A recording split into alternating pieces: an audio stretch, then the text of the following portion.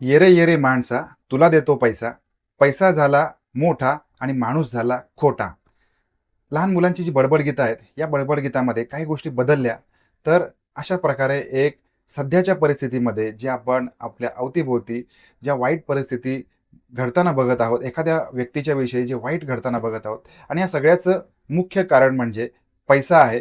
या पैशावरून हे बडबड गीतामध्ये काही शब्द बदलून हे मला सुचलेलं गीत आहे आणि याच्याच गोष्टीला किंवा या गीताला साजेल अशी घटना आपल्या महाराष्ट्रामध्ये घडलेली आहे, आपल्या जळगावमध्ये घडलेली आहे.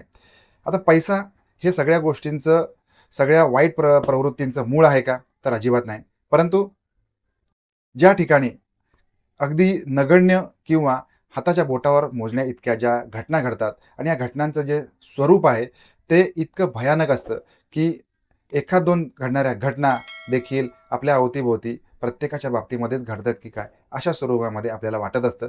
आता ही घटना नक्की काय आहे? ती बघण्यासाठी आपण जाणार आहोत जळगावमध्ये.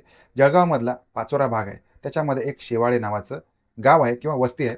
याच्यामध्ये एक जनाबाई नावाच्या 85 वर्षाची एक वृद्ध महिला राहत आहेत आणि ते त्यांचं जे जीवन आहे, ते जीवन तिथे जगत आहेत. शेतीवाडी आहे. अ, जमेल तसं शेतामध्ये काम करायचं आणि ही जी जुनी जाणती लोकं आहेत, यांच्या अंगाखांद्यावरती काही ना काही प्रमाणामध्ये दागदागिना असतो आणि फार पूर्वीपासून या वृद्ध स्त्रियांना किंवा वृद्ध व्यक्तींना अंगावर दागिने घालण्याची सवय असते. त्याच्यामुळे इतके वर्ष आपल्या अंगावरती असणारा हा जो दागिना आहे, हा दागिना घालून फिरणे याच्यामध्ये त्यांना कुठल्याही प्रकारची भीती वाटत नसते. याचं कारण म्हणजे जे त्यांनी अनुभवलेलं असतं, जो एक प्रकारे बेफिकीरपणा त्यांनी अनुभवलेला असतो, जो शांतपणा अनुभवलेला असतो, याच कारणातून ते या सगळ्या गोष्टी आपल्या अंगाखांद्यावरती कॅरी करत असतात. आता 5 जूनचा दिवस आहे. या दिवशी नेहमीप्रमाणे या जनाबाई आपल्या घरामध्ये उठलेल्या आहेत. त्यांच्या नित्याची सगळी कर्म जे नित्याच्या गोष्टी चालू आहेत आणि त्यांचं जे घर आहे, हे मातीचं घर आहे आणि त्यांच्या घराशेजारी एका दुमजली इमारतीमध्ये कृष्णराव हा त्यांचा मुलगा राहतोय आणि 5 जूनच्या संध्याकाळी हा जो त्यांचा मुलगा आहे, हा मुलगा काही कामानिमित्त किंवा त्याचा जो मित्र आहे, या मित्राच्या मुलाचा वाढदिवसासाठी, त्या वाढदिवसाच्या निमित्ताने तो घराबाहेर गेलेला आहे. घराबाहेर गेलेला असताना त्याचं जे सगळं फंक्शन आहे, हे फंक्शन आटोपून तो आपल्या घरी आलेला आहे. घरी आल्यानंतर आईची चौकशी करण्यासाठी तो तिथे आईकडे गेलेला आहे. आईच्या घरामध्ये गेलेला आहे. त्यावेळेला आजूबाजूला त्याला आईची मागमूस लागत नव्हता आणि रात्रीचे साधारणपणे 11 वाजलेले होते. तो त्याच्या आईला शोधतोय, हाक मारतोय, परंतु आईचा कुठल्याही प्रकारे ओ येत नाही आणि बऱ्याच वेळेला काय असतं, की ही जी म्हातारी व्यक्ती असतात, यांना लवकर झोप लागत नसते आणि लवकर जाग पण येत असते. त्याच्यामुळे 1-2 हाकांमध्ये अशी जी वृद्ध माणसं असतात, ती हाक देत असतात. बऱ्याच वेळेला हे जी वृद्ध लोकं असतात यांना गाढ झोप लागलेली आहे, असं मात्र कुठे बघायला येत नसतं. त्याच्यामुळे रोज आपण आल्यानंतर आपली हाक देणारी आई आज हाक देत नाही. त्याच्यामुळे मग त्यांनी घरामधले दिवे वगैरे लावलेत आणि आई जिथे झोपते त्या ठिकाणी ते गेलेले आहेत.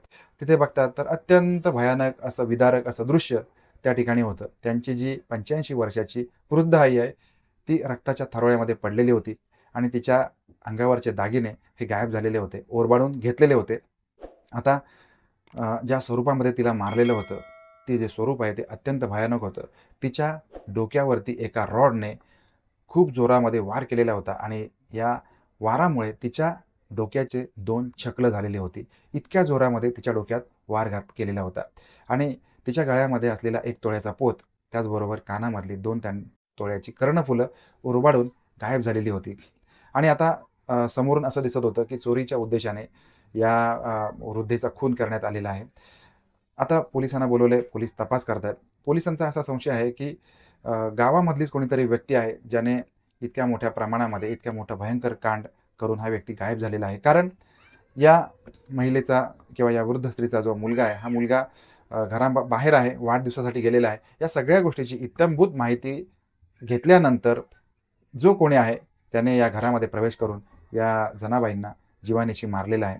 आता याच्या मागे कोणताही पुरावा सोडलेला नाहीये, याचा अर्थ कारण जर का यांना जिवंत सोडलं, तर मग हे आपलं नाव सांगतील किंवा आपली बेइज्जती होईल, आपल्याला पोलिसांमध्ये हवाले केलं जाईल.